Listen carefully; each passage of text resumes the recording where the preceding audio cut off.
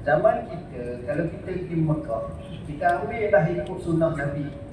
Bukan orang lain tak ikut juga. Maksudnya kita masuk ke Madinah.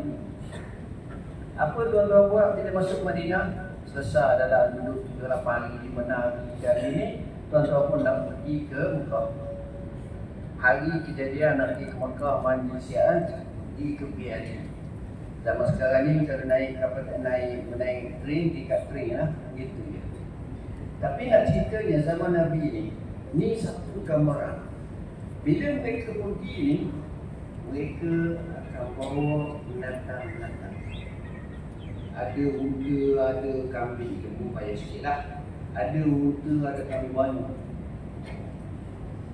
Bawa ni dengan sekurang-kurangnya 3 tujuan. Sekurang-kurangnya 3 tujuan. Tujuan yang pertama, sebahagian pendatang tu dia buat menunggang, naik.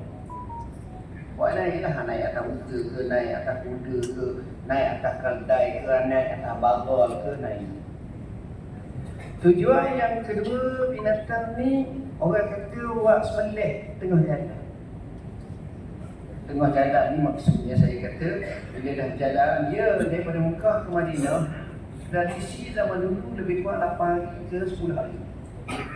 Dia tengok besar dan sikit jemaah tu lagi dah perlahan, tak boleh dah macam kita seorang 2 orang naik kuda. Ni ramai-ramai. Ada orang ini gaul, ada orang ini tak apa nak sihat dulu. Macam-macam dia jadi berhenti tu kadang-kadang lama. Jadi yang kedua ni tujuannya dia bawa ni berhenti, jom sembelih seekor kambing, seekor lembu. Kalau ramai tu maknanya mungkin dia menaik ekor unta sembelih, tak macam jalan pula. Dia tak ada kalah macam kita di 2 jam setengah. Dia paling lama, paling cepat pun seminggu, 8 hari, 9 hari, 10 hari.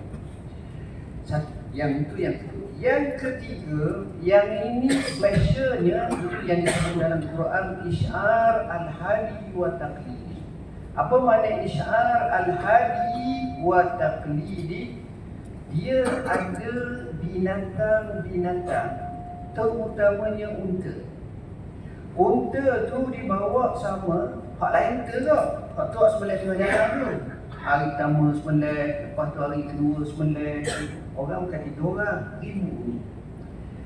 Yang seterusnya ni, yang ini namanya Isy'ar al-hadi. Isy'ar ni apa makna?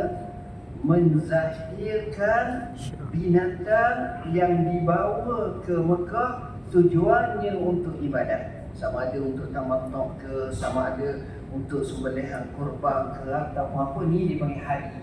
Kami ada sekarang jawapan beza antara hadi dengan udhiyah, kurban. Baik. Isy'ar al-hadi ni macam unta tu, seekor unta. Unta ni dia ada bonggol. Bonggol ni dipanggil sinam ataupun sanam. Sanam ni ada 2. Ada jenis unta mempunyai 2 bonggol, tapi biasanya satu je. Ada hak jenis 2, ada hak jenis 1. Ujung 1 tapi hak jenis 1. Baik. Bonggol ni, unta ni dia ada ke kanan, ada ke kiri. Atas tu macam ni. Jadi kata dia akan bertauhid dengan pisau. Si